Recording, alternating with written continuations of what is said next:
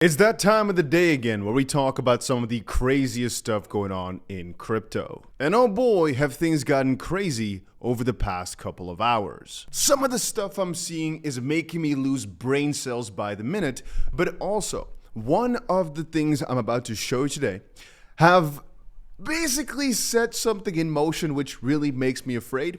And it has two parts. One is a very massive top signal, basically signifying that this is where things start to crumble down really, really hard. But the second thing I'm about to show you clearly shows the exact opposite, along the lines of things are finally starting to get a crazy uptick here as a flippening of sorts has happened. And I'll show you exactly what flippening again in this video. But I just want you guys to know that things are crazy right now.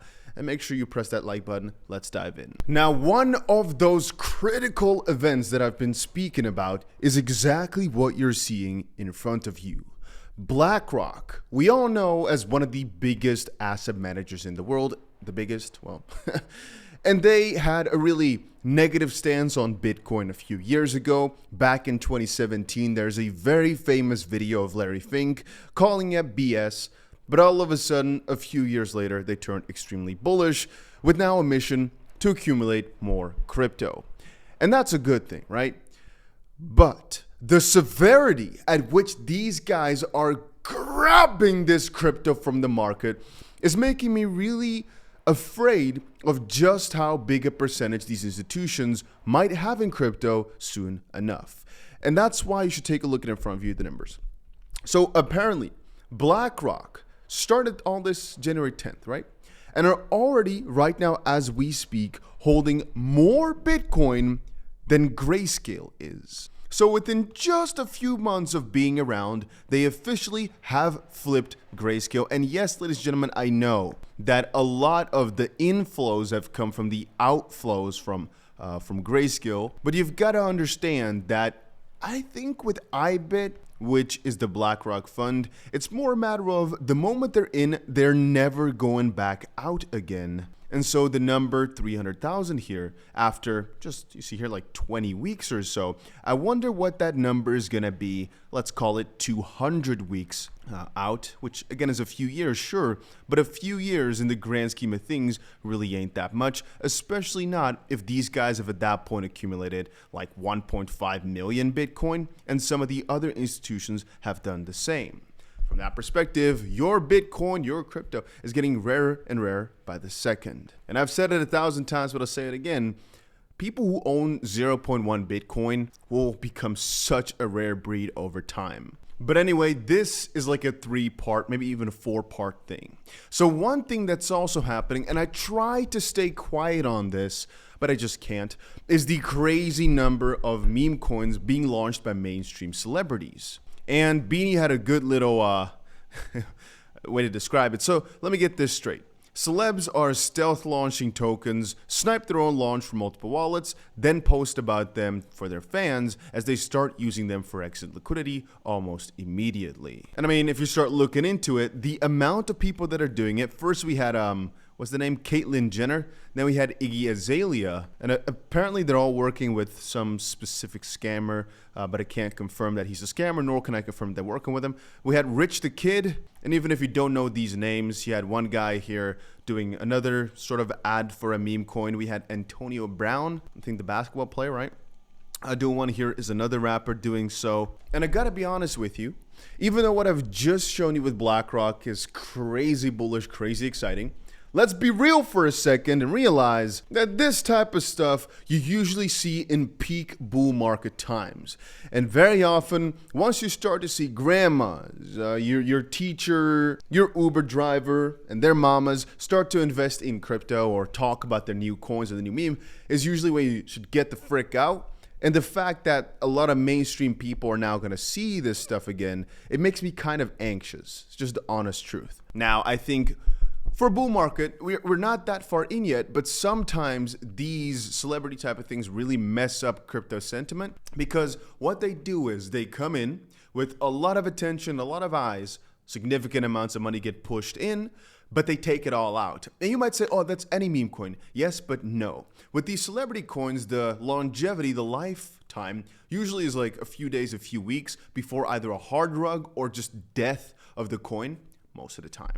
There was an article I looked at a few days ago where almost any big celebrity type of coin either went minus 99% or a full-on rug. And that basically gives the money that goes from the people to the big guy. And it's just taken out of the crypto market because they don't keep going crazier with it. If some meme coins pop up and some people profit hard, most of the time that goes into either launching more meme coins or crazier things in crypto. With these mainstream celebrities though, they're taking the money out of the system. But more importantly, most of the time, this is where non-crypto people get drawn in. And if they lose money, they're not used to it. They first of all get way more angry. Even if they just lose $8, those are the ones that scream the loudest. And I think they develop some sort of hatred towards the sector. Regulatory issues pop up harder. And ultimately, I don't think it matters too much for the grand scheme of things when it comes to crypto. Even healthcare company 𝗕𝗪 Scientific bought almost 600 Bitcoin worth $40 million. The company's also adopted Bitcoin as its primary treasury reserve. And $725 billion asset manager Bernstein predicts Bitcoin will hit 90,000 in 2024 and 150,000 next year. And ultimately, no celebrity can change the course of all of that. I'm just talking about the short-term top signals. It is slightly scary, I'm gonna be honest with you. And last but not least, something extremely interesting is one of the guys of FTX apparently being sentenced to 7.5 years of prison. Breaking, Ryan Salame of FTX is sentenced to 7.5 years in prison. He additionally was sentenced to 3 years of supervised release in order to pay $6 million, which is not much, in forfeiture and $5 million in restitution. This sentencing exceeds what the Department of Justice asked for. And people are pulling up some really funny tweets. Had an insane dream last night. Me and Sam were sentenced to 10 years in prison for stealing a hamburger at Mao. And a couple of other ones have resurfaced. It's so powerful learning who your friends are. Very excited to grow with them in the long term. It's not hard to genuinely figure out who cares about customers and who doesn't if you look past the insanity. And then he says, is this really him? Yeah, I think so. Yeah, terrible tweet, like the worst, I get it. I've cringed reading it nearly every day since I found out half of FTX customers' money was somehow missing. Some of these comments, man. Anyway, I don't want to play blame game. I don't know enough about the whole situation to be like, oh, but all I know is whatever he sends to, it ain't that crazy of a number, but ultimately we don't know if he deserves it or not because you don't know how deep in the fraud web these guys were playing. So the $55 million loan everyone keeps citing, I had no idea about it until after FTX collapsed. Not a dollar ever touched my account, and the receiver had no clue I didn't know about it. Fun thing to learn while my world was imploding. Once more, just being truthful, right? It could very much be so that you're in a company just doing what you think is right, and the management a layer above you is completely freaking you up. The only problem is it's hard to defend that stance if you were a CEO of a subsidiary. And in this case here, he was the co-CEO of FTX Digital Markets. So quite high.